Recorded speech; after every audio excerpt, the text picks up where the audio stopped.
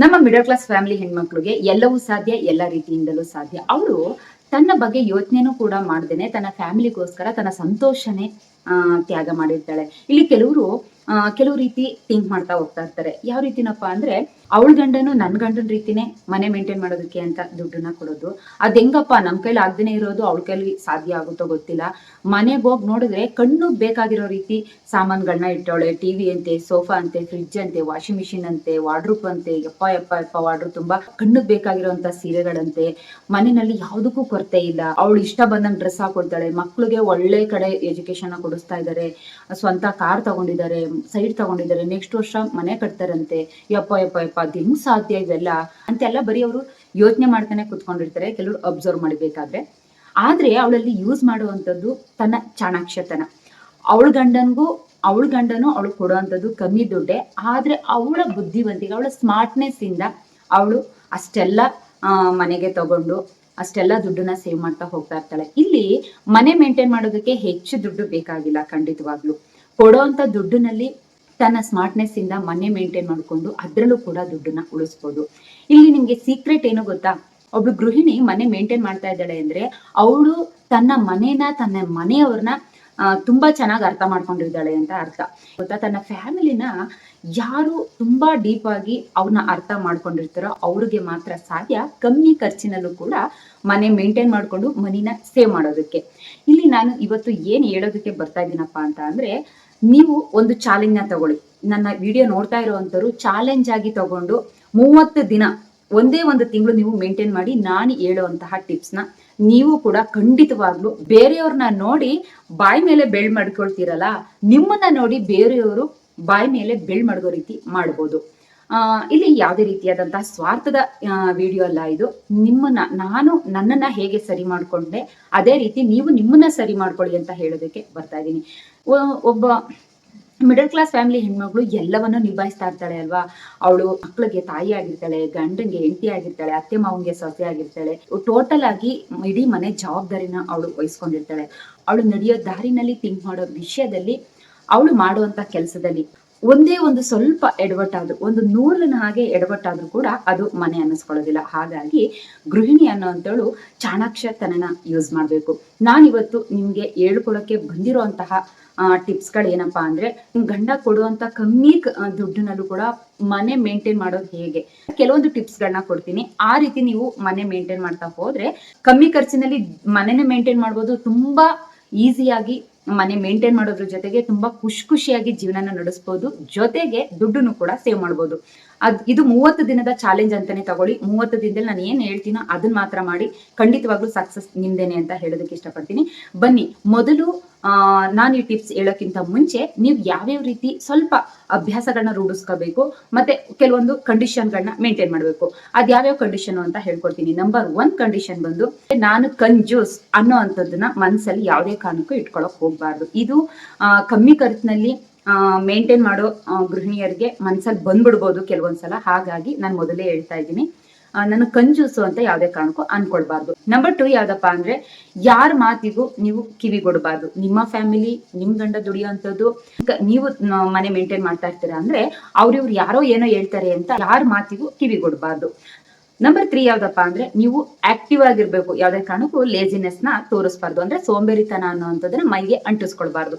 Number 4 ಯಾವ್ದಪ್ಪ ಅಂದ್ರೆ, ಸ್ವಾರ್ಥಿ ಆಗಿರ್ಬಾರ್ದು. ನೀವೇನೋ ಒಂದು ಸೇವ್ನ ಮಾಡ್ತಾ ಇದ್ದೀರಾ ಅಮೌಂಟ್ ನ ಅಂತ ಅಂದ್ರೆ ಅದು ನನ್ನದು ಅನ್ನೋ ರೀತಿ ನೀವು ಸ್ವಾರ್ಥಿ ಆಗ್ಬಾರ್ದು. ನಮ್ಮ ಮನೆಯವ್ರಿಗೋಸ್ಕರ ಮಾಡ್ತಾ ಇದ್ದೀನಿ, ನಾನು ಕೂಡ ಅದಕ್ಕೆ ಇನ್ಕ್ಲೂಡ್ ಆಗಿದ್ದೀನಿ ಅನ್ನೋ ರೀತಿ ಇರ್ಬೇಕೆ ಹೊರತು ಸ್ವಾರ್ಥತನ ಇರಬಾರ್ದು. ನಾನು ಏನ್ ಟಿಪ್ಸ್ ಕೊಡ್ತೀನೋ ಅದಕ್ಕಿಂತ ಮುಂಚೆ ಈ 4 ಕಂಡೀಷನ್ ನೀವು ಮೈಂಡ್ ನಲ್ಲಿ ಇಟ್ಕೊಳ್ಳಿ. ಖಂಡಿತವಾಗ್ಲೂ ಈ ಟಿಪ್ಸ್ ನಿಮಗೆ ವರ್ಕ್ ಆಗೇ ಆಗುತ್ತೆ. ಬನ್ನಿ ಅದ್ಯಾವ ಟಿಪ್ಸ್ ಅಂತ ನೋಡೋದ. ಹಾಯ್ ಹಲೋ, ಎಲ್ರಿಗೂ ನಮಸ್ತೆ. Welcome back to my channel. ನಾನು ದೀಪಿಕಾ ಗೌಡ. ನಾನು ಇವತ್ತು ಯಾವ ಟಾಪಿಕ್ ಬಗ್ಗೆ ಮಾತಾಡೋದಕ್ಕೆ ಬಂದಿದ್ದೀನಿ ಅಂತ ಗೊತ್ತು.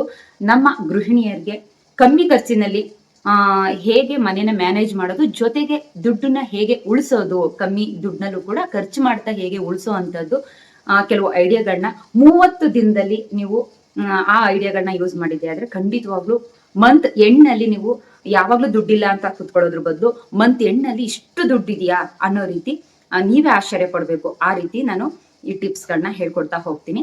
ನಂಬರ್ 1 ಟಿಪ್ಸ್ ಯಾವ್ದಪ್ಪ ಅಂತ ಅಂದ್ರೆ, ನೀವು ಮಾಡ್ಬೇಕಾಗಿರೋ ಮೊದಲನೇ ಕೆಲಸ ಯಾವ್ದಪ್ಪ ಅಂದ್ರೆ, ನೀವು ಗಾಳಿ ಬೆಳಕು ಇರೋ ಕಡೆ ಮನೆನ ಮಾಡ್ಬೇಕಾಗುತ್ತೆ.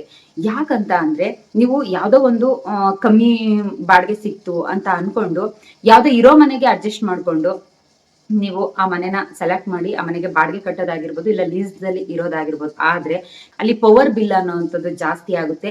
ನೈಸರ್ಗಿಕವಾಗಿ ಗಾಳಿ, ನೈಸರ್ಗಿಕವಾಗಿ ಬೆಳಕು ಇರೋ ಕಡೆ ಮನೆ ಮಾಡಿದ್ರೆ ನಿಮಗೆ ಪವರ್ ಬಿಲ್ ಅನ್ನೋವಂಥದ್ದು ತುಂಬಾ ಸೇವ್ ಆಗ್ತಾ ಹೋಗುತ್ತೆ. ನಾನು ಯಾಕೆ ಹೇಳ್ತಾ ಇದ್ದೀನಿ ಅಂತ ಅಂದ್ರೆ, ನಾನು ಒಂದು ಮನೆಯಲ್ಲಿದ್ದೆ ಮುಂಚೆ. ಅದು ಗಾಳಿ ಆಡ್ತಾ ಇರ್ಲಿಲ್ಲ. ಏನೋ ಒಂದು ಸ್ವಲ್ಪ ಅಂದ್ರೆ ಮನೆ ಚೆನ್ನಾಗಿತ್ತು. ಗಾಳಿ ಆಡ್ತಾ ಇರ್ಲಿಲ್ಲ, ಮತ್ತೆ ಬೆಳಕು ಅಡಿಗೆ ಮನೆಗೆ ಮಾತ್ರ ಬರ್ತಿತ್ತು. ಇನ್ಯಾವುದಕ್ಕೂ ಬೆಳಕು ಅನ್ನೋಂಥದ್ದು ಬರ್ತಿರ್ಲಿಲ್ಲ. ನಾನು ಯಾವಾಗ್ಲೂ ಮನೇಲಿ ಇರ್ತೀನಿ ಅಂತ ಅಂದ್ರೆ ಯಾವಾಗ್ಲೂ ಲೈಟ್ ಆನ್ ಮಾಡ್ದಂಗೆ ಇರ್ಬೇಕಿತ್ತು. ಮತ್ತೆ ಗಾಳಿ ಸರಿಯಾಗಿ ಆಡ್ದೇನೆ ಇರೋ ಕಾರಣದಿಂದಾಗಿ ನಮ್ಗೆ ಫ್ಯಾನ್ ಅವಶ್ಯಕತೆ ಯಾವಾಗ್ಲೂ ಇತ್ತು. ಅಕಸ್ಮಾತ್ ನಾವ್ ಇಲ್ಲಿರ್ತೀವಿ ಅಂತ ಅಂದ್ರೆ, ನಾನು ನನ್ನ ಮಗ ಇಲ್ಲಿರ್ತೀವಿ ಅಂದ್ರೆ ನಮ್ಗೆ ಇಲ್ಲಿ ಫ್ಯಾನ್ ಅವಶ್ಯಕತೆ ಇರೋದು. ರೂಮಲ್ಲಿ ಏನಾದ್ರು ನನ್ನ ಹಸ್ಬೆಂಡ್ ಇರ್ತಾರೆ ಅಂದ್ರೆ ಅವ್ರಿಗೆ ಅಲ್ಲಿ ಫ್ಯಾನ್ ಅವಶ್ಯಕತೆ ಇರೋದು. ಕರೆಂಟ್ ಹಾಕೊಳ್ಳಿಲ್ಲ ಅಂದ್ರೂ ಫ್ಯಾನ್ ಅವಶ್ಯಕತೆ ಇರೋದು. ಸೊ ಹಾಗಾಗಿ ನಮ್ಗೆ ಪವರ್ ಬಿಲ್ ಅನ್ನೋಂಥದ್ದೇ ಜಾಸ್ತಿ ಬರ್ತಾ ಇತ್ತು. ಸೊ ಹಾಗಾಗಿ ನೀವು ಗಾಳಿ ಬೆಳಕಿರೋ ಕಡೆ ಮನೆ ಮಾಡೋದನ್ನ ಕಲ್ತ್ಕೊಳ್ಳಿ. ಹುಡುಕಿದ್ರೆ ಮನೆಗಳು ಸಿಕ್ತೆ. ಬಟ್ ಗಾಳಿ ಬೆಳಕಿರೋ ಕಡೆ ಆದಷ್ಟು ಮನೆ ಮಾಡಿದ್ರೆ ನಿಮ್ಗೆ ಪವರ್ ಬಿಲ್ ಅನ್ನೋಂಥದ್ದು ತುಂಬಾ ಕಮ್ಮಿ ಬರುತ್ತೆ.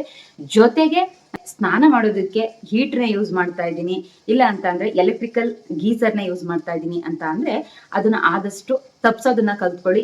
ಗ್ಯಾಸ್ ಗೀಸರ್ಗೆ ಒಂದ್ಸಲ ಬಂಡವಾಳ ಕೊಡಿ. ಈಗ ಗ್ಯಾಸ್ 1,000 ರೂಪಾಯಿ ಅಂತ ಅಂದ್ರೆ ನೀವೇನಾದ್ರೂ ಎಲೆಕ್ಟ್ರಿಕಲ್ ಗೀಸರ್ನ ಯೂಸ್ ಮಾಡ್ತೀರಾ ಅಂತ ಅಂದ್ರೆ ಮನೆಯಲ್ಲಿ ಎಷ್ಟು ಜನ ಇರ್ತೀರಾ ಅದ್ರ ಮೇಲೆ ಡಿಪೆಂಡ್ ಆಗುತ್ತೆ ಪವರ್ ಬಿಲ್. ಸೊ ಕಮ್ಮಿ ಅಂದ್ರೂ 2,000 ಅಂತೂ ಬೇಕೇ ಬೇಕು. ನೀವು ಎಲೆಕ್ಟ್ರಿಕಲ್ ಗೀಸರ್ನ ಯೂಸ್ ಮಾಡಿ 2,000 ಪವರ್ ಬಿಲ್ ತರಿಸ್ಕೊಳ್ಳೋದ್ರ ಬದಲು ನೀವು ಗ್ಯಾಸ್ ಗೀಸರ್ನ ಯೂಸ್ ಮಾಡಿದ್ರೆ, ಒಂದು ಗ್ಯಾಸ್ ಗೀಸರ್ ನಿಮ್ಗೆ ಕಮ್ಮಿ ಅಂದ್ರೂ 2.5 ತಿಂಗಳು ಬರುತ್ತೆ. ನನ್ನ ಎಕ್ಸ್ಪೀರಿಯನ್ಸ್ ಪ್ರಕಾರ 2 ತಿಂಗಳಿಗೆ 2,000 ಅಂದ್ರೆ 2 ತಿಂಗಳಿಗೆ 4,000 ಆಯ್ತು. ಅಲ್ಲಿ ನಿಮ್ಗೆ 2,000 ಸೇವ್ ಆಗ್ತಾ ಹೋಗುತ್ತೆ.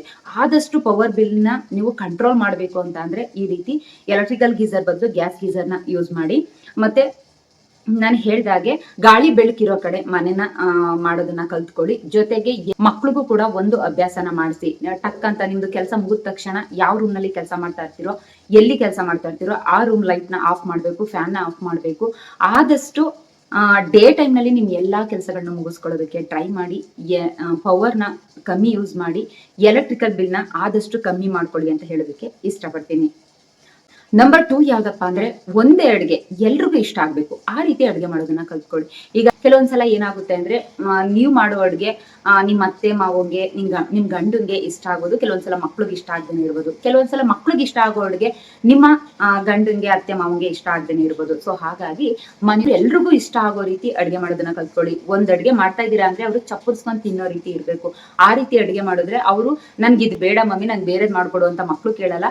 ನಮ್ಗೆ ಇದು ಇಷ್ಟ ಇಲ್ಲ, ಮಕ್ಳಿಗೆ ಮಾಡೋ ಅಡುಗೆನ ನನಗ್ ಕೊಡ್ಬೇಡ ಅಂತ ನಿಮ್ ಗಂಡ ಆಗ್ಲಿ ಅತ್ತೆ ಮಾವ ಆಗ್ಲಿ ಹೇಳೋದಿಲ್ಲ. ಸೊ ಹಾಗಾಗಿ ಎಲ್ರಿಗೂ ಏನ್ ಇಷ್ಟ ಇರೋದೋ ಆದಷ್ಟು ಅದನ್ನ ಮಾಡೋದಕ್ಕೆ ಟ್ರೈ ಮಾಡಿ. ಈ ರೀತಿ ಮಾಡೋದ್ರಿಂದ ನಿಮ್ಗೆ ಗ್ಯಾಸ್ ಸೇವ್ ಆಗುತ್ತೆ, ಜೊತೆಗೆ ಅಡುಗೆ ಎಣ್ಣೆ ಸೇವ್ ಆಗುತ್ತೆ, ತರಕಾರಿಗಳು ಸೇವ್ ಆಗುತ್ತೆ, ನಿಮ್ಮ ಸಮಯ ಅನ್ನೋಂಥ ಸೇವ್ ಆಗುತ್ತೆ, ದುಡ್ಡು ಕೂಡ ಸೇವ್ ಆಗುತ್ತೆ. ಈ ರೀತಿ ಎಲ್ರಿಗೂ ಇಷ್ಟ ಆಗೋ ಅಂತ ಅಡುಗೆ ಮಾಡಿ ನಿಮ್ಮ ಮೆಚ್ಚುಗೆನ ಗಳಿಸಿ ಅಂತ ಹೇಳೋದಕ್ಕೆ ಇಷ್ಟಪಡ್ತೀನಿ. ನಂಬರ್ 3 ಯಾವ್ದಪ್ಪ ಅಂದ್ರೆ, ವಾರಕ್ಕೊಂದ್ಸಲ ಫ್ರಿಡ್ಜ್ ನ ಕ್ಲೀನ್ ಮಾಡುವಂತದ್ದು. ಇದರಿಂದ ಏನಾಗುತ್ತೆ ಅಂದ್ರೆ, ಆ ಫ್ರಿಡ್ಜ್ ನಲ್ಲಿ ಇರುವಂತಹ ಸೊಪ್ಪು, ತರಕಾರಿ, ಹಣ್ಣು, ಇಲ್ಲ ಅಂದ್ರೆ ತಿನ್ನುವಂತ ಫುಡ್ ನ ಏನಾದ್ರು ಇಟ್ಟಿದ್ರೆ ಅದು ವೇಸ್ಟ್ ಆಗೋದಿಲ್ಲ. ಅದನ್ನ ಯೂಸ್ ಮಾಡ್ದಂಗೂ ಆಗುತ್ತೆ. ಅನ್ನೆಸೆಸರಿ ಹೊರ್ಗಡೆಯಿಂದ ತರುವಂತಹ ತರಕಾರಿ ಆಗಿರ್ಬೋದು, ಹಣ್ಣಾಗಿರ್ಬೋದು, ಅದ್ರಲ್ಲೂ ದುಡ್ಡು ಸೇವ್ ಆಗ್ತಾ ಹೋಗುತ್ತೆ. ನಿಮ್ಗೆ ಇದನ್ನೆಲ್ಲ ಖಾಲಿ ಆದ್ಮೇಲೆ ನೀವು ಅದನ್ನ ತಗೊಬಂದ್ರೆ ಅದ್ರಲ್ಲಿ ಎಷ್ಟೋ ದುಡ್ಡು ಉಳಿಯುತ್ತೆ. ಸೊ ಹಾಗಾಗಿ ಆದಷ್ಟು ನೀವು ವಾರಕ್ಕೊಂದ್ಸಲ ಏನಿದೆ ಏನಿಲ್ಲ ಅಂತ ನೋಡೋದಕ್ಕೋಸ್ಕರನಾದ್ರೂ ನೀವು ಫ್ರಿಡ್ಜ್ ನ ಕ್ಲೀನ್ ಮಾಡ್ಬೇಕು. ತುಂಬಾ ದುಡ್ಡನ್ನ ಇದರಲ್ಲಿ ಸೇವ್ ಮಾಡ್ತಾ ಹೋಗ್ಬೋದು. ನಂಬರ್ 4 ಯಾವ್ದಪ್ಪ ಅಂದ್ರೆ, ಮಕ್ಕಳನ್ನ ಹೊರಗಡೆ ಶಾಪಿಂಗ್ ಕರ್ಕೊಂಡು ಹೋಗ್ತಾ ಇದ್ದೀರಾ ಅಂತ ಅಂದ್ರೆ ನೀವಾಗ್ಲಿ ನಿಮ್ಮ ಮಕ್ಕಳಾಗ್ಲಿ ಒಂದು ರೂಲ್ಸ್ ನ ಫಾಲೋ ಮಾಡ್ಬೇಕಾಗುತ್ತೆ.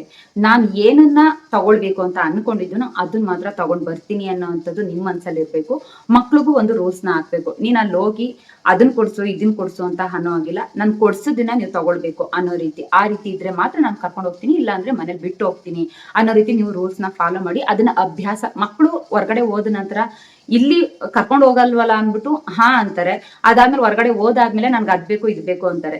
ಬಟ್ ನೀವು ಈ ರೂಲ್ಸ್ ನ ಈ ಅಭ್ಯಾಸನ ಅವರಲ್ಲಿ ಫಾಲೋ ಮಾಡಿದ್ರೆ ಅವ್ರು ಖಂಡಿತವಾಗ್ಲೂ ತಿಳ್ಕೊಳ್ತಾರೆ. ನೀವು ಈ ರೂಲ್ಸ್ ನ ಫಾಲೋ ಮಾಡಿ, ನೀವು ಕೂಡ ಕಂಟ್ರೋಲ್ ಅಲ್ಲಿ ಇರಿ, ಜೊತೆಗೆ ಮಕ್ಕಳಿಗೂ ಕೂಡ ರೂಲ್ಸ್ ನ ಫಾಲೋ ಮಾಡೋ ರೀತಿ ಮಾಡಿ.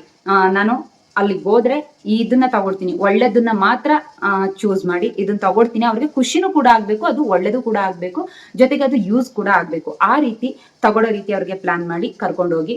ಅವ್ರು ಆ ರೀತಿ ಮಾಡಿದಂತ ಸಂದರ್ಭದಲ್ಲಿ ಅವ್ರಿಗೆ ಏನ್ ಬೇಕೋ ಅದನ್ನ ಕೊಡಿಸ್ದಾಗೂ ಆಗುತ್ತೆ, ಅವ್ರನ್ನ ಒಂದು ಒಳ್ಳೆ ಅಭ್ಯಾಸದ ಜೊತೆ ಬೆಳೆಸ್ದಾಗ ಆಗುತ್ತೆ, ಮತ್ತೆ ನಿಮ್ಮ ಶಾಪಿಂಗು ಕೂಡ ಕಂಟ್ರೋಲ್ ನಲ್ಲಿ ಸಿಗುತ್ತೆ, ಅದ್ರಲ್ಲೂ ಕೂಡ ದುಡ್ಡು ಸೇವ್ ಆಗ್ತಾ ಹೋಗುತ್ತೆ. ನಂಬರ್ 5 ಯಾವ್ದಪ್ಪ ಅಂದ್ರೆ, ದಿನಾ ವಾಷಿಂಗ್ ಮಿಷಿನ್ ಅಲ್ಲಿ ಬಟ್ಟೆ ಒಗೆಯೋದ್ರ ಬದಲು ಆದಷ್ಟು ಕೈಯಲ್ಲಿ ಒಗೆಯೋದಕ್ಕೆ ಟ್ರೈ ಮಾಡಿ. ಆಗೋದಿಲ್ಲ ಅನ್ನೋ ಅಂತವ್ರು ವಾರಕ್ಕೆ ಒಂದ್ಸಲ ಇಲ್ಲ 2 ಸಲ ವಾಷಿಂಗ್ ಮಿಷಿನ್ ಯೂಸ್ ಮಾಡಿ. ಐರನ್ ಕೂಡ ವಾರಕ್ಕೆ ಒಂದ್ಸಲ ಮಾಡೋದನ್ನ ಕಲ್ತ್ಕೊಳ್ಳಿ. ಇಲ್ಲಿ ನಿಮ್ಮ ಸಮಯ ಜೊತೆಗೆ ಹಣ ಎರಡು ಕೂಡ ಉಳಿತಾಯ ಮಾಡಬಹುದು. ನಂಬರ್ 6 ಯಾವ್ದಪ್ಪ ಅಂದ್ರೆ, ಗ್ರೋಸರಿ ಶಾಪಿಂಗ್ ಮಾಡೋದಕ್ಕಿಂತ ಮುಂಚೆ ಮನೆಯಲ್ಲಿ ಇರುವಂತಹ ಸ್ಟಾಕ್ ನ ಚೆಕ್ ಮಾಡಿ. ಇದರಿಂದ ಏನ್ ಉಳಿದಿದೆ, ಅಕ್ಕಿ ಎಷ್ಟಿದೆ, ಎಣ್ಣೆ ಎಷ್ಟಿದೆ, ಬೇಳೆ ಎಷ್ಟಿದೆ ಅನ್ನೋವಂಥದ್ದೆಲ್ಲ ನಿಮ್ಮ ಮೈಂಡ್ಗೆ ಬರುತ್ತೆ. ಅಂತ ಟೈಮ್ ನಲ್ಲಿ ನಿಮ್ಗೆ ಎಷ್ಟು ಬೇಕು ಅನ್ನೋವಂಥದ್ದನ್ನ ನೀವು ಲೀಸ್ಟ್ ಮಾಡ್ಕೊಂಡು ತಗೊಳ್ಬಹುದು. ಸುಮ್ನೆ ಅನ್ನೆಸರಿ ಏನೋ ಇದೆ ಎಷ್ಟೋ ಇದೆ ಅಂತ ಸುಮ್ನೆ ಬ್ಲೈಂಡ್ ಆಗಿ ಹೋಗಿ ಇರೋಂಥದ್ದನ್ನೇ ಮತ್ತೆ ಪುನಃ ತಗೊಬಂದು ದುಡ್ಡನ್ನ ವೇಸ್ಟ್ ಮಾಡೋದಕ್ಕಿಂತ ಇದು ಹೊಸದನ್ನ ಯೂಸ್ ಮಾಡ್ಕೋತೀರಾ, ಇಲ್ಲ ಅಂದ್ರೆ ಹಳೇದು ವೇಸ್ಟ್ ಆಗ್ತಾ ಹೋಗುತ್ತೆ, ಇಲ್ಲ ಹಳೇದನ್ನ ಯೂಸ್ ಮಾಡ್ತೀರಾ ಅಂದ್ರೆ ಹೊಸದು ಓಲ್ಡ್ ಆಗ್ತಾ ಹೋಗುತ್ತೆ. ಸೊ ಹಾಗಾಗಿ ನೀವು ಏನ್ ಇದೆ ಮನೆಯಲ್ಲಿ, ಏನ್ ಇಲ್ಲ ಅನ್ನೋಂಥದ್ದನ್ನ ಲೀಸ್ಟ್ ಮಾಡ್ಕೊಂಡು ಹೋದ್ರೆ ನಿಮ್ಗೆ ದುಡ್ಡು ಕೂಡ ಉಳಿಯುತ್ತೆ, ಜೊತೆಗೆ ನೀವು ಅನ್ನೆಸೆಸರಿ ಇರೋಂಥದ್ದನ್ನ ತರೋದು ತಪ್ಪುತ್ತೆ. ನಂಬರ್ 7 ಯಾವ್ದಪ್ಪ ಅಂದ್ರೆ, ಹೊರಗಡೆ ಹೋಗಿ ಎಲ್ಲ ಕೆಲ್ಸನು ಒಂದೇ ಟೈಮು ಮಾಡ್ಕೊಂಡು ಬರೋದಕ್ಕೆ ಅಂದ್ರೆ ಮುಗಿಸ್ಕೊಂಡು ಬರೋದಕ್ಕೆ ಟ್ರೈ ಮಾಡಿ. ಇಲ್ಲಿ ನೀವು ಬ್ಯಾಂಕ್ ಹೋಗ್ಬೇಕಾಗುತ್ತೆ, ಒಂದಿನ ಬ್ಯಾಂಕ್ಗೆ, ಒಂದಿನ ಶಾಪಿಂಗ್ಗೆ, ಒಂದಿನ ಮೆಡಿಕಲ್ ಅಲ್ಲಿ ಏನೋ ತರಬೇಕು ಅಂತ, ಒಂದಿನ ತರಕಾರಿ ತರೋಕೆ ಅಂತ, ಈ ರೀತಿ ಎಲ್ಲ ಹೋಗ್ಬೇಡಿ. ಒಂದಿನ ಟೈಮ್ ನ ಫಿಕ್ಸ್ ಮಾಡಿ, ಒಂದಿನ ಡೇಟ್ ನ ಫಿಕ್ಸ್ ಮಾಡ್ಕೊಳ್ಳಿ. ಈಗ ನೀವು ಬ್ಯಾಂಕ್ ಹೋಗ್ಬೇಕು ಅಂತ ಅಂದ್ರೆ ಬ್ಯಾಂಕ್ ಅಲ್ಲಿ ಕೆಲಸ ಮುಗಿಸ್ಕೊಂಡು ಅಲ್ಲೇ ಬರ್ಬೇಕಾದ್ರೆ ತರಕಾರಿನ ತಗೊಂಡು, ಮೆಡಿಕಲ್ ಏನಾದ್ರು ಕೆಲಸ ಇದ್ರೆ ಅದನ್ನ ಮುಗಿಸ್ಕೊಂಡು, ಮತ್ತೆ ಗ್ರೋಸರಿ ಶಾಪಿಂಗ್ ಇದೆ ಅಂದ್ರೆ ಅದನ್ನ ಮುಗಿಸ್ಕೊಂಡು ಎಲ್ಲವನ್ನು ನೀವು ಒಂದೇ ದಿನ ಮುಗಿಸ್ಕೊಂಡ್ ಬಂದ್ರೆ, ಅಲ್ಲಿ ಬೈಕ್ ನ ತಗೊಂಡ್ ಹೋಗ್ತಾ ಇದ್ದೀರಾ ಅಂದ್ರೆ ಪೆಟ್ರೋಲ್ ನ ಸೇವ್ ಮಾಡ್ಬೋದು, ಜೊತೆಗೆ ನಿಮ್ಮ ಸಮಯನೂ ಕೂಡ ಸೇವ್ ಮಾಡ್ಬೋದು. ಅಲ್ಲಿ ನಿಮ್ಮ ದುಡ್ಡು ಎಷ್ಟೋ ಉಳಿತಾಯ ಆಗುತ್ತೆ, ನೀವು ಅಬ್ಸರ್ವ್ ಮಾಡಿಬೇಕಾದ್ರೆ. ನಂಬರ್ 8 ಯಾವ್ದಪ್ಪ ಅಂದ್ರೆ, ಯೂಸರ್ ಬ್ಯಾಸ್ಕೆಟ್ ನ ಇಡೋದನ್ನ ಕಲ್ತ್ಕೊಳ್ಳಿ. ಕೆಲವೊಂದ್ಸಲ ಏನ್ ಮಾಡ್ಬಿಡ್ತೀರಾ ಅಂದ್ರೆ, ನೀವು ಬಲ್ಕ್ ಅಲ್ಲಿ ಏನಾದ್ರು ತಂದಂತ ಸಮಯದಲ್ಲಿ ಎಲ್ಲವನ್ನು ಜೊತೆನಲ್ಲಿ ಇಟ್ಟಂತ ಸಂದರ್ಭದಲ್ಲಿ ನಿಮ್ಗೆ ಗೊತ್ತಾಗೋದಿಲ್ಲ ಯಾವ್ದು ಎಕ್ಸ್ಪೈರಿ ಆಗುವಂತದ್ದು, ಎಷ್ಟು ದಿನಕ್ಕೆ ಎಕ್ಸ್ಪೈರಿ ಆಗುತ್ತೆ ಅನ್ನೋಂಥದ್ದು ಏನೋ ಗೊತ್ತಾಗಲ್ಲ. ಕೆಲವೊಂದ್ಸಲ ತಿನ್ನೋ ಅಂತ ಟೈಮ್ ನಲ್ಲಿ ಎಕ್ಸ್ಪೈರಿ ನೋಡಕ್ ಹೋಗ್ತೀರಾ, ಅವಾಗ ಸುಮ್ನೆ ಅದನ್ನ ವೇಸ್ಟ್ ಮಾಡ್ತೀರಾ. ಸೊ ಹಾಗಾಗಿ ಒಂದು ಬ್ಯಾಸ್ಕೆಟ್ ನ ಇಟ್ಟು ನೀವು ಬೇಗ ಎಕ್ಸ್ಪೈರಿ ಆಗುವಂಥದ್ದು, ನಾನು ಈ ವಾರದಲ್ಲಿ ಇದನ್ನ ತಿಂದು ಮುಗಿಸ್ತೀನಿ, ಇಲ್ಲ ಇನ್ನೊಂದು ತಿಂಗಳು ಬೇಕು ಅನ್ನೋ ಅಂತದನ್ನ ಒಂದು ಬ್ಯಾಸ್ಕೆಟ್ ಇಟ್ಟಿರ್ತೀರಲ್ಲ, ಆ ಬ್ಯಾಸ್ಕೆಟ್ ನಲ್ಲಿ ಮುಂದೆನೆ ಇಟ್ಕೊಳ್ಳಿ. ಅಂತ ಟೈಮ್ ನಲ್ಲಿ ಏನಾಗುತ್ತೆ ಅಂದ್ರೆ ಯಾವ್ದು ಕೂಡ ವೇಸ್ಟ್ ಆಗೋದಿಲ್ಲ, ನೀವು ತಂದಂತದನ್ನ ತಿಂದಂಗ ಅನ್ಸುತ್ತೆ, ಮತ್ತೆ ವೇಸ್ಟ್ ಕೂಡ ಆಗೋದಿಲ್ಲ, ನಿಮ್ಮ ದುಡ್ಡು ಕೂಡ ಸೇವ್ ಆಗ್ತಾ ಹೋಗುತ್ತೆ. ಸೊ ಹಾಗಾಗಿ ತಂದಂತದ್ದನ್ನ ಆದಷ್ಟು ಬ್ಯಾಸ್ಕೆಟ್ ನಲ್ಲಿ, ಬೇಗ ಎಕ್ಸ್ಪೈರಿ ಆಗುವಂತದನ್ನ ಬ್ಯಾಸ್ಕೆಟ್ ನಲ್ಲಿ ಇಡಿ. ತರಕಾರಿನೂ ಅಷ್ಟೇ, ಬೇಗ ಹಾಳಾಗುವಂತದನ್ನ ಮುಂದೆನೆ ಇಟ್ಕೊಂಡು, ಫ್ರಿಡ್ಜ್ ನಲ್ಲಿ ಮುಂದೆನೆ ಇಟ್ಕೊಂಡು ಅದನ್ನ ಬೇಗ ಯೂಸ್ ಮಾಡೋದನ್ನ ಕಲ್ತ್ಕೊಳ್ಳಿ. ಇದ್ರಲ್ಲಿ ಎಷ್ಟೋ ದುಡ್ಡು ಸೇವ್ ಆಗ್ತಾ ಹೋಗುತ್ತೆ. ನಂಬರ್ 9 ಏನಪ್ಪಾ ಅಂತ ಅಂದ್ರೆ, ನೀವು ಶಾಪಿಂಗ್ಗೆ ಅಂತ ಹೋದಂತ ಟೈಮ್ ನಲ್ಲಿ, ಇಲ್ಲಾಂದ್ರೆ ಗ್ರೋಸರಿ ತಗೊಳಕ್ ಹೋಗ್ತೀರಾ ಅನ್ನೋಂತ ಟೈಮ್ ನಲ್ಲಿ, ಏನೋ ಒಂದು ತಗೋಬರೋದಕ್ಕೆ ಹೋಗ್ತೀನಿ ಅಂತ ಅಂದ್ರೆ ನಿಮ್ಮ ಫ್ಯಾಮಿಲಿ ಮೆಂಬರ್ಸ್ ಜೊತೆ ಹೋಗೋದನ್ನ ಕಲ್ತ್ಕೊಳ್ಳಿ. ಯಾಕಂದ್ರೆ ನೀವು ಅಕ್ಕಪಕ್ಕದವ್ರ ಜೊತೆ ಹೋದಂತ ಟೈಮ್ ನಲ್ಲಿ ನಿಮ್ಗೆ ಟೈಮ್ ಪಾಸ್ ಆಗ್ಬೋದು, ಜೊತೆಗೆ ಖುಷಿ ಆಗ್ಬೋದು.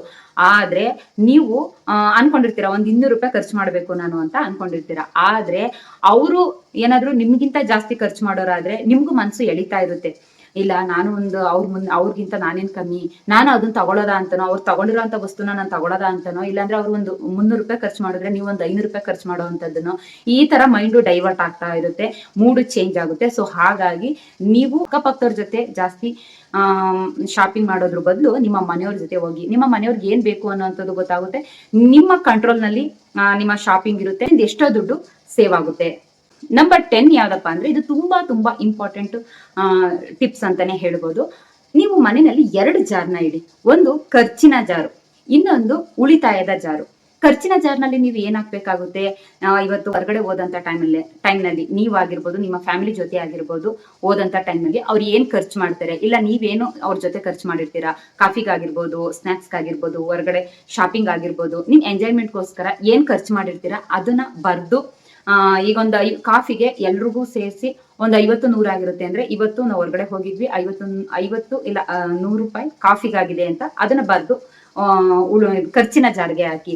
ಸ್ನಾಕ್ಸ್ ತಿಂದು ಎಷ್ಟಕ್ಕೆ ತಿಂದ್ರ ಅನ್ನೋಂಥದನ್ನ ಬರ್ದು ಖರ್ಚಿನ ಜಾರ್ಗೆ ಹಾಕಿ. ಶಾಪಿಂಗ್ ಎಷ್ಟು ಮಾಡಿದ್ರ ಅನ್ನೋಂಥದನ್ನ ಬರ್ದು ಖರ್ಚಿನ ಜಾರ್ಗೆ ಹಾಕಿ. ನಂಬರ್ 2, ಉಳಿತಾಯದ ಜಾರ್ನಲ್ಲಿ ಹೇಗ್ ಹಾಕ್ಬೇಕು ಅಂದ್ರೆ, ಉಳಿತಾಯದ ಜಾರ್ನಲ್ಲಿ ನೀವು ಚೀಟಿ ಬರ್ದು ಹಾಕೋದಕ್ಕಿಂತ ಆದಷ್ಟು ದುಡ್ಡನ್ನೇ ಸೇವ್ ಮಾಡಿ. ಈಗ ಹೊರಗಡೆ ಹೋಗಿ ಫ್ಯಾಮಿಲಿ ಎಲ್ಲ ಜೊತೆ ಕುತ್ಕೊಂಡು ಎಲ್ಲ ಊಟ ಮಾಡ್ಬೇಕು, ಡಿನ್ನರ್ ಮಾಡ್ಬೇಕು ಅಂತ ಅನ್ಕೊಂಡಿರ್ತೀರಾ, ನೀವು ಮನ್ಸನ್ನ ಬದಲಾಯಿಸಿ, ಇಲ್ಲ ನಾನೇ ಮನೆಯಲ್ಲೇ ಮಾಡೋದ ಅಂತ ಅನ್ಕೊಂಡು ಅದು ಬರ್ಬೇಕು ನಿಮ್ಮ ಮನ್ಸಲ್ಲಿ.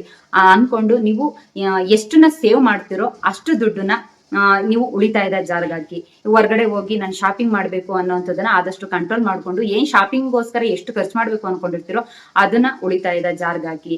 ಈಗ ತರಕಾರಿನಲ್ಲಿ ಎಷ್ಟು ಉಳಿದಿರುತ್ತಲ್ಲ, ಉಳಿಸಿರ್ತೀರಲ್ಲ ನೀವು, ಮನೆಗೆ ಇಷ್ಟೇ ಬೇಕು ಇಷ್ಟನ್ನೇ ತಗೋಬೇಕು ಅನ್ನೋಂಥದ್ದು ಕಂಟ್ರೋಲ್ ಶಾಪಿಂಗ್ ಮಾಡಿರ್ತೀರಲ್ಲ, ಅದನ್ನ ತಗೊಬಂದು ನಿಮ್ಮ ಉಳಿತಾಯದ ಜಾರ್ಗೆ ಹಾಕಿ. ಅಕಸ್ಮಾತ್ ನೀವು ಯಾವ್ದ್ರಲ್ಲೆಲ್ಲ ಉಳಿಸ್ತೀರೋ ಅದನ್ನೆಲ್ಲ ತಗೊಬಂದು ನೀವು ಉಳಿತಾಯದ ಜಾರ್ಗೆ ಹಾಕಿ. ತಿಂಗಳು ಎಣ್ಣಲ್ಲಿ ನೀವ್ ಎಷ್ಟು ಖರ್ಚು ಮಾಡಿದೀರಾ ಅನ್ನೋಂಥದ್ದು ಕಂಟೈನರ್ ಜಾರ್ನಲ್ಲಿ ಇರುತ್ತಲ್ಲ ಅದನ್ನ ಕೌಂಟ್ ಮಾಡಿ. ನೆಕ್ಸ್ಟ್ ಉಳಿತಾಯ ಎಷ್ಟು ಮಾಡಿರ್ತೀರಾ ಅನ್ನೋಂಥದ್ದನ್ನು ಕೌಂಟ್ ಮಾಡಿ. ಎರಡರಲ್ಲಿ ಯಾವುದು ಜಾಸ್ತಿ ಇರುತ್ತೆ ಅನ್ನೋಂಥದ್ದನ್ನ ನೋಡಿ. ನಿಮ್ಮ ಖರ್ಚಿನ ಜಾರ್ನಲ್ಲಿ ಚೀಟಿಗಳು ಜಾಸ್ತಿ ಇದ್ರೆ ನೆಕ್ಸ್ಟ್ ಮಂತ್ ಅದನ್ನ ಆದಷ್ಟು ಕಂಟ್ರೋಲ್ ಮಾಡ್ಕೊಳ್ಳೋದಕ್ಕೆ ನೋಡಿ. ನೀವು ಉಳಿತಾಯದ ಜಾರ್ನಲ್ಲಿ ಅಮೌಂಟು ಜಾಸ್ತಿ ಬಂದಂತ ಸಂದರ್ಭದಲ್ಲಿ ಅದನ್ನ ಆ ದುಡ್ಡನ್ನ ಎತ್ಕೊಂಡು ಸಿಟ್ನಲ್ಲೋ ಮ್ಯೂಚುವಲ್ ಫಂಡ್ನಲ್ಲೋ ಅಥವಾ ನಿಮ್ಮ ಗೋಲ್ಡ್ ಜ್ಯುವೆಲರಿಗೋಸ್ಕರನೋ ಇಲ್ಲ ಬ್ಯಾಂಕ್ ಆರ್ಡಿನಲ್ಲೋ ಯಾವ್ದ್ರಲ್ಲೋ ಒಂದು ಸೇವ್ ಮಾಡ್ಕೊಳ್ತಾ ಬಂದ್ರೆ ತಿಂಗಳ ಎಂಡಿನ ಅಮೌಂಟ್ನ ಅದು ವರ್ಷಗಳು ಕಳೆದ ನಂತರ ಅದು ಎಷ್ಟೋ ದುಡ್ಡು ಸೇವ್ ಆಗಿ ವಿತ್ ಇಂಟ್ರೆಸ್ಟ್ ಜೊತೆ ಅಂದ್ರೆ ವಿತ್ ಲಾಭದ ಜೊತೆ ನಿಮ್ ಕೈಗೆ ಬಂದು ಸೇರುತ್ತೆ. ಸೊ ಈ ರೀತಿ ಕಮ್ಮಿ ದುಡ್ಡನಲ್ಲೂ ಕೂಡ ನೀವು ಮನೇನ ಮೇಂಟೈನ್ ಮಾಡ್ತಾ, ಅದು ಅಚ್ಚುಕಟ್ಟಾಗಿ ಮೇಂಟೈನ್ ಮಾಡ್ತಾ ದುಡ್ಡನ್ನು ಕೂಡ ಸೇವ್ ಮಾಡ್ತಾ ಹೋಗ್ಬೋದು. ನೀವು ಇವತ್ತು 50 ರೂಪಾಯಿ ಸೇವ್ ಮಾಡಿದೆ, ಬರೀ 50 ಅಲ್ವಾ ಅಂತ ನೀವು ನೆಗ್ಲೆಕ್ಟ್ ಮಾಡಿದ್ರೆ, 50 ಅಲ್ವಾ ಅಂತ ಖರ್ಚು ಮಾಡೋದಾಗಿರ್ಬೋದು, 50 ಅಲ್ವಾ ಅಂತ ನೆಗ್ಲೆಕ್ಟ್ ಮಾಡೋದಾಗಿರ್ಬೋದು, ಈ ರೀತಿ ಮಾಡಿದ್ರೆ ದಿನಕ್ಕೆ 50 ರೂಪಾಯಿ ಅಂದ್ರೆ ತಿಂಗಳಿಗೆ 1,500 ದುಡ್ಡು ಅಲ್ಲೇ ನಂದಲ್ಲ ಅನ್ನೋ ರೀತಿ ಹೊರಟೋಗುತ್ತೆ. ಅದೇ 1,500 ಅಂತ ಈ ತಿಂಗಳು ಸೇವ್ ಮಾಡಿ ಒಂದು ಆರ್ಡಿಗೋ ಸಿಪ್ಕೋ ಒಂದು ಗೋಲ್ಡ್ಗೋ ಸೇವ್ ಮಾಡ್ತಾ ಹೋಗ್ತೀರಾ ಅಂತ ಅಂದ್ರೆ ಅದು ವರ್ಷಕ್ಕೆ ಒಂದು 18,000 ರೂಪಾಯಿ ದುಡ್ಡಾಗಿರುತ್ತೆ.